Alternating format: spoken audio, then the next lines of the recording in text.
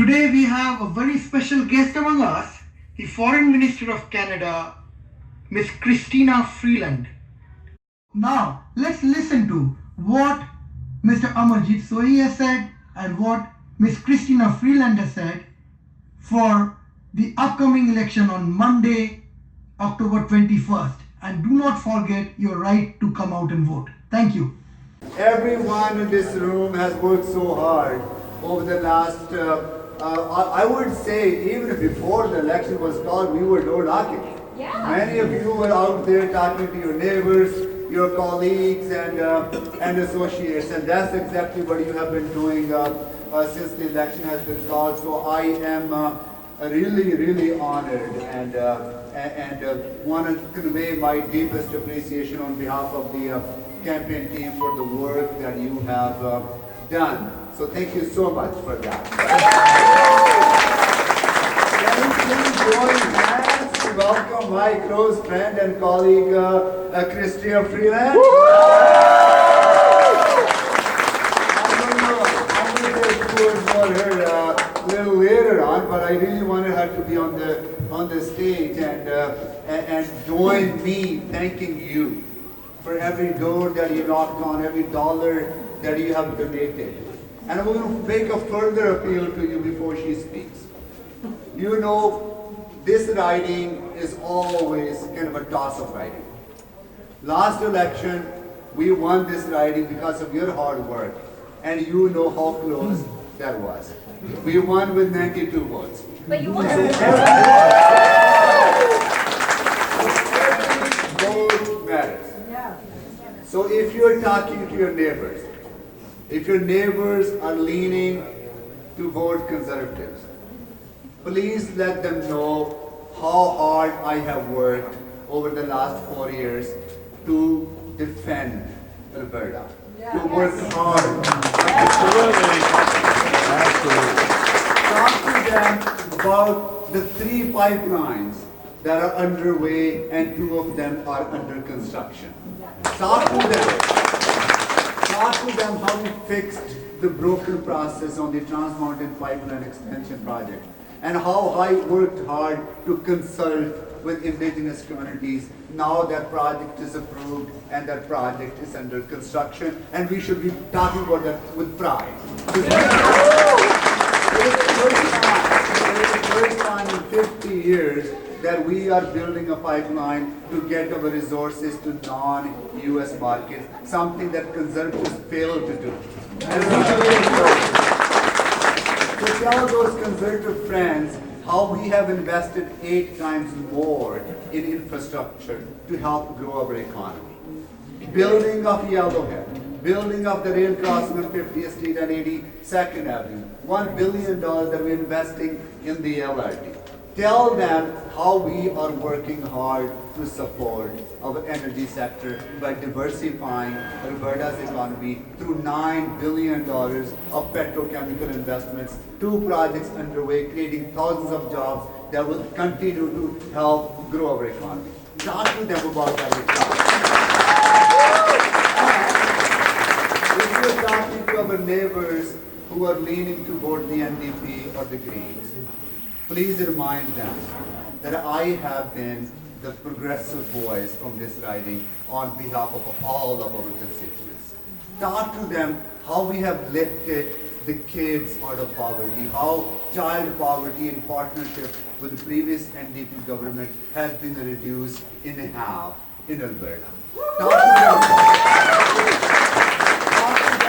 the work that I have done to make sure that everyone in this community belongs in Canada, that economy works for everyone, that everyone should be lifted up, that everyone should have the opportunity. How I have stood up for fairness, how I have stood up for justice, how we have spoken up against discrimination, racism in this country, and how I have turned my own experience of racism into something positive to give back to this community, to build a better Canada. Talk to them and why it is important for progressives to unite together. Tell them, in this riding, their vote matters. That if their vote can help elect me as a progressive voice and defeat conservatives, it is worth it. Tell them that. So now, I think you were here to not just listen to me, but yes, we were. No. I had a chance to work with Chrystia over the last 4 years.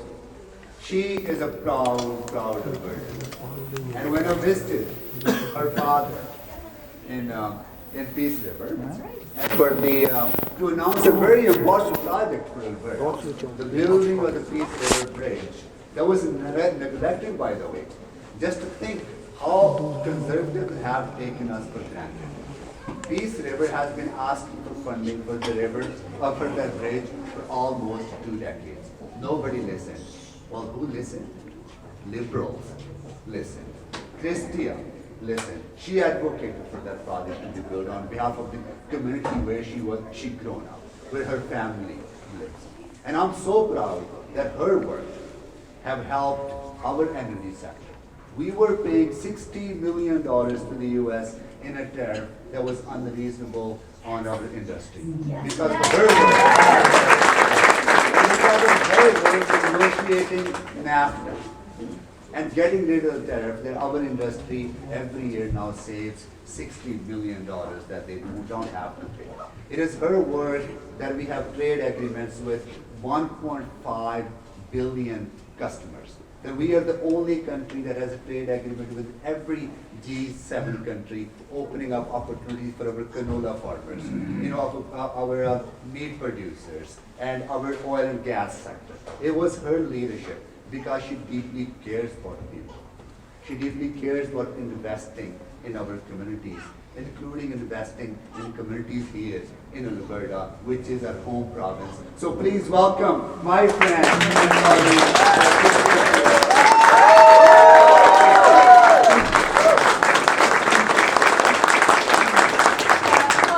Thank you very much, Amarjeet, and thank you to all the amazing liberals and progressives of Millwoods and Edmonton who are here this afternoon.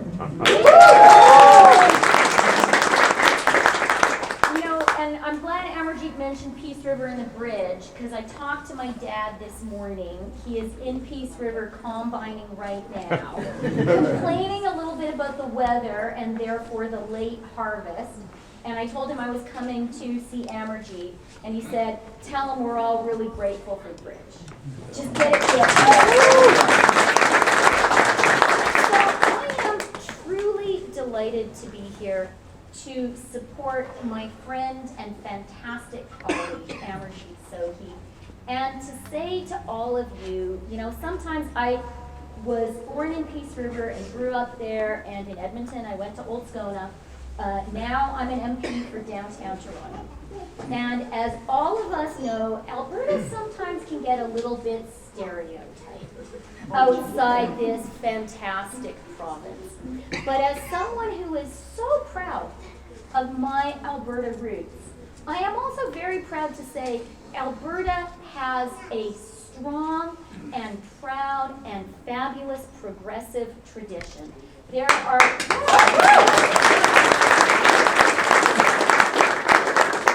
fantastic progressives here in this province. I will not let anybody tell me otherwise, because I'm related to a lot of those progressives. And I know they're Albertans. And it is so important for us to have in the federal arena, at the table in Ottawa, strong progressive Alberta voices. Absolutely essential.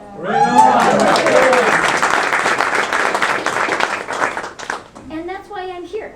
I had a little bit of a conversation with my own campaign manager, who said, do you know the election is in 2 days, and shouldn't you kind of be in our own riding? And I said to him, this is so important for me personally. It is so important for our party. And you know what? Frankly, it is so important for Canada, for us to have strong, progressive leaders elected in Alberta.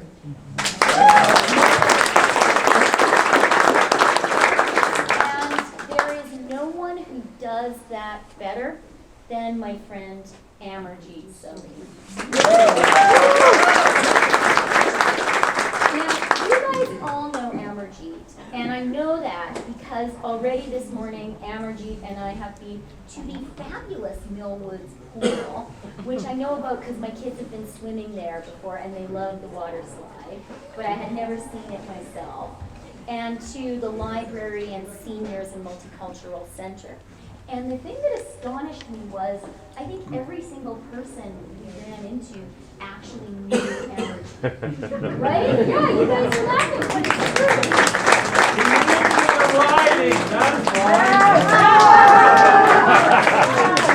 I think that's a pretty good point. It's an excellent point. It's an excellent point, and I live in my own riding of University-Rosedale, and I think nothing beats living in your own community, shopping in the grocery stores where your neighbors shop, going to the swimming pool, going to the library, driving on the same streets, getting stuck in the same traffic, to really understand what your community needs. And that profound local understanding and local pride is something Amarji has brought to the work he has done in Ottawa. And you guys know it, right? That 50th Street overpass. Thank you, Amarji. Expanding the LRT. Thank you, Amarji. Getting a freeway. Thank you, Amarji. And that kind of work can only be done by someone who knows the community, who loves it, who lives in it.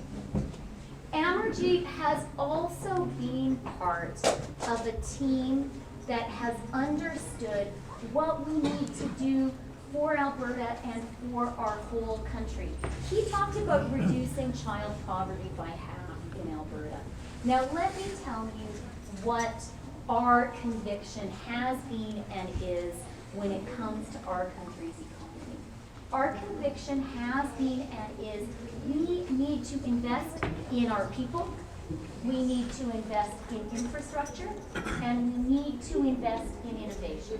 And we have done that with the Canada Child Benefit. Tell me, Amarji, how many families in Millwoods benefit from that? 17,000 families on average get $500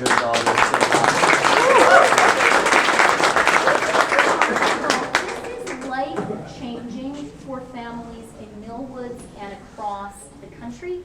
It is transformative in people's lives. And you know what? When you put more money in the pockets of families, everybody benefits because those families are happier, healthier, and stronger.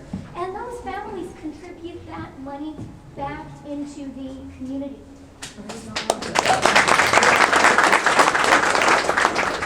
Our government has invested in jobs and skills training and will continue to do that.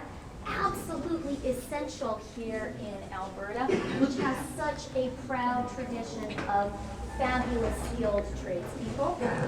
Our government has invested and will invest even more in students, particularly in making it easier for students to take out bigger student loans, now up to $4,200, and people making it easier for students to pay off their loans, giving them a 2-year holiday before they have to start. How important to give our young people a start in life, how important to help them get an education. And I know that Albertans understand that because I grew up in the age of Peter Lougheed's Alberta. Yeah, a great Canadian. And it was thanks to him and his Heritage Trust Fund that I got the education that I received. And I am profoundly grateful for that, and it is so important for us to continue to invest in our young people in Alberta and across the country. And you know what? I know, look, I am from Alberta. Most of my family lives in Alberta. I understand the stories that are sometimes told. about how the federal government doesn't care about Alberta. And let me just say to you, having Amarjeet, a strong, effective, progressive voice at the cabinet table, has been absolutely essential in shaping policies that are essential for Alberta. As Amarjeet said to you, we are building pipelines.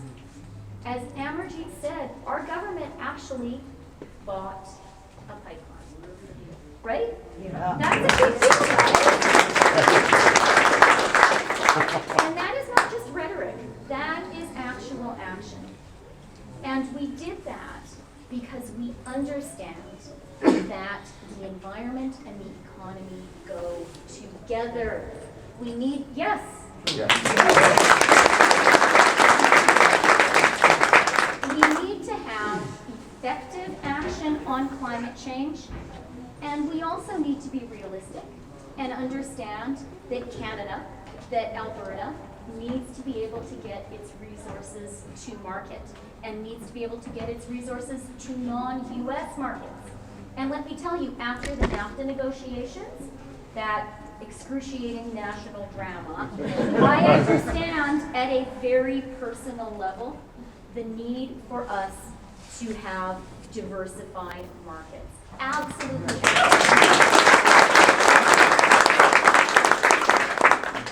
And you know what? The only way to support our energy sector is with a strong environmental policy. Anyone who thinks otherwise is incredibly short-sighted. It's the right thing to do because, look, we all know that climate change is a reality. We all know we need to act. It is also the right thing to do because the only way that we can get our resources to markets is by also having a strong policy on climate change and not a fake policy on climate change that is not going to be enough for the rest of the world.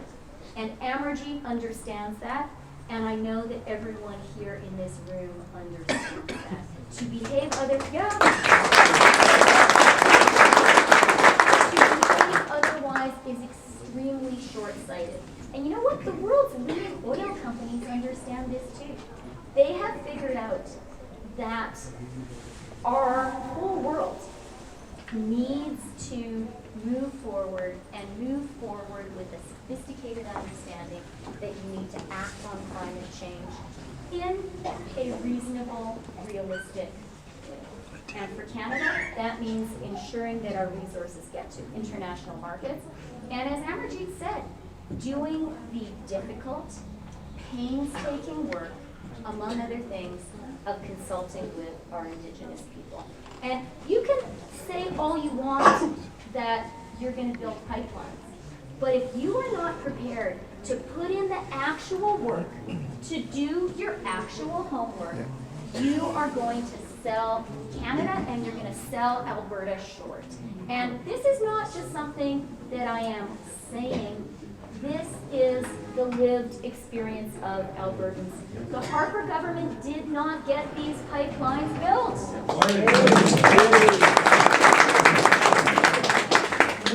Amarjeet has been an essential advocate in making this happen, and that is one of the many reasons I am so proud to be here with him, supporting him, and to be here with all of you. Now, I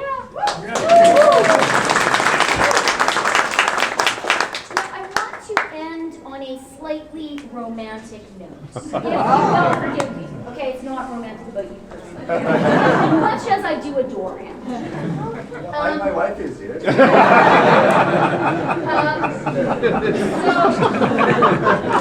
as foreign minister, I have always loved Just give my hand. I have always loved being Canadian, and I have always been acutely aware of the incredible privilege it is to be a Canadian. But sometimes distance helps you to see things even more clearly. And I have to say, obviously, as foreign minister, I have traveled around quite a bit and spent quite a lot of time outside our amazing country. And I have to tell you, that distance, you sometimes see things, in with greater clarity at a little bit of a remove. And what I have to tell you is, we are all so incredibly lucky to be Canadian. For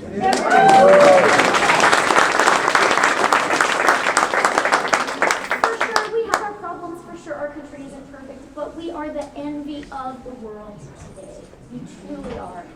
And, it is fair to say that Canada today is the strongest liberal democracy in the world. Canadian enough, and as a child I was taught bragging is a bad thing, to find myself shrinking a little bit at the audacity of that claim. But I encourage anyone here who has that same sort of Canadian cringe reaction, do a thought experiment and ask yourself, if Canada's not the world's strongest liberal democracy, who else is? Exactly.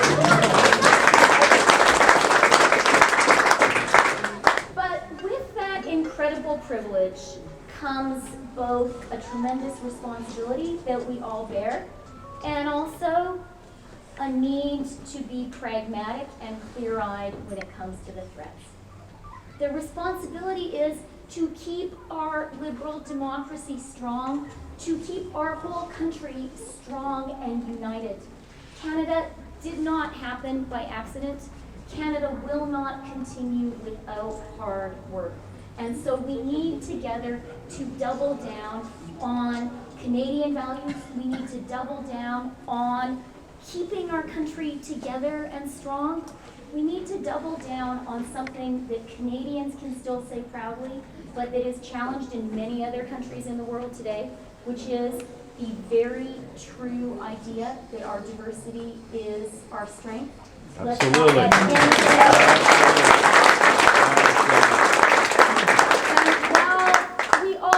How amazing Canada is, we don't have to look too far afield to see that liberal democracy is under threat in a lot of countries. A lot of countries that, say, 5 years ago we would have said were a lot like our own. So let's not be complacent, and let us be sure to fight for, to maintain, to renew, to make fit for the 21st century our amazing liberal democracy, our amazing Canada.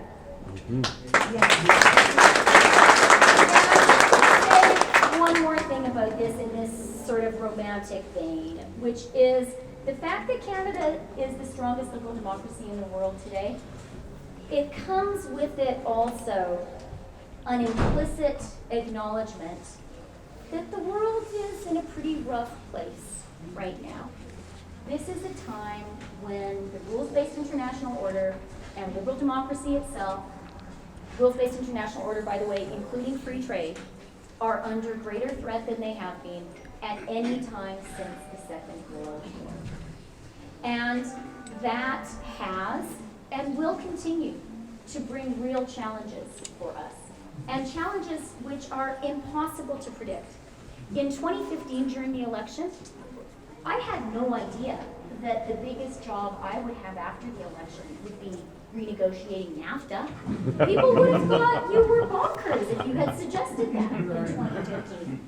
And yet, that emerged as a huge challenge to our country, NAFTA renegotiation together with the 232 steel and aluminum tariffs, and a challenge, by the way, that our country met, because we were strong and resolute, and at the end of the day, we were prepared to stand up firmly, politely always. Of course. One thing that we said with our negotiating team was, we will always say no with a smile. At the end of the day, though, absolutely firmly and with absolute steadfastness. And we need to remember that none of us here can know what the challenges will be over the next 4 years. But I can tell you, our government has experienced some rocky times, and I feel that I can say we proved able to rise to those challenges. Great job.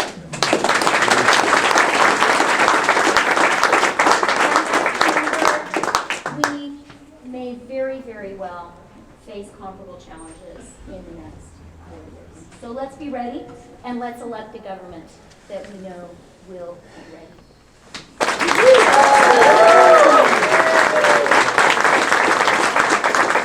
So, I traveled from Toronto today to be with my friend Amarjeet because I really love Alberta. And I think Amarjeet is fantastic. And because I know that he can win on Monday.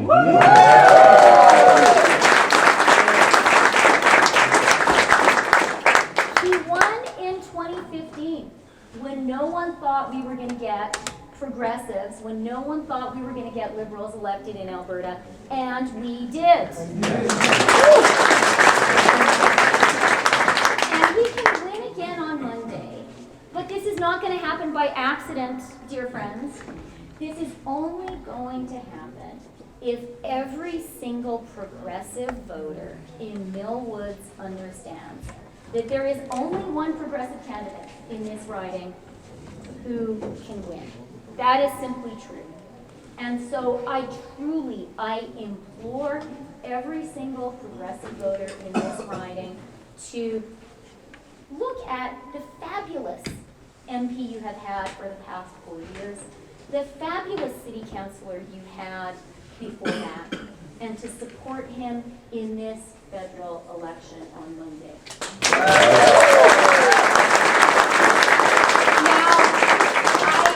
I assume that I am speaking to the converted. And I hope, actually, that most people in this room have already voted for Amarjeet. Advanced polls are a good thing to vote in. Special ballot. Special ballot, also good, thank you. And so I have a final call to action for the people here in this room, the members of Team Sohi. And that is, please work your hearts out over the next 3 days. Please, please, please. As Amarjeet has reminded us all, the election in 2015 was so close here in Edmonton Mill Woods. Now, Amarjeet's going to win by 10,000 seats. But look, there's a chance of that. There's also a chance it will be really, really close again. And I know that no one in this room wants to wake up on the 22nd and think, darn, if only I had made that one more phone call. If only I had knocked on one more door. If only I had talked to my neighbors a little bit longer, maybe offered them some cake, then Amarjeet would have made it. So please, I know you guys have been working hard for a really, really long time. I know that. But there's not much longer to go, and I am counting on you all to knock it out of the park, because I need my friend Amarjeet back in Ottawa, only while Parliament is sitting. All the other times he's here. And I need him back in our government. And we need progressive Alberta voices at the cabinet table. Totally essential. So thank you very much. Great to see you all. Let's do this.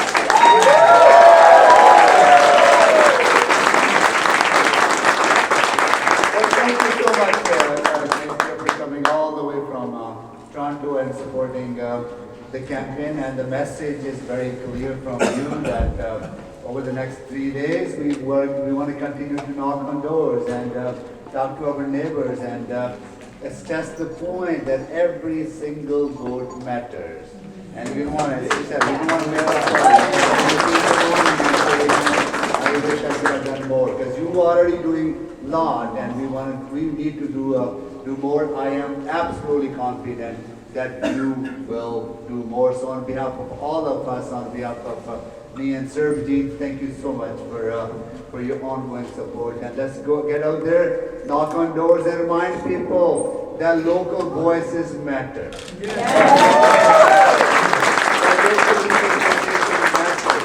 The people you elect should be held accountable by the local people. Then you need a voice from Edmonton, that voice that take your concerns to Ottawa, not a voice that comes from Ottawa for a visit for a few days and then go back to Ottawa.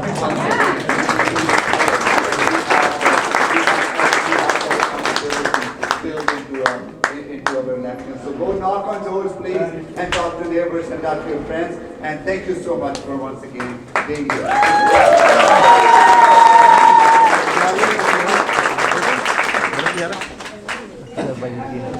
Yes.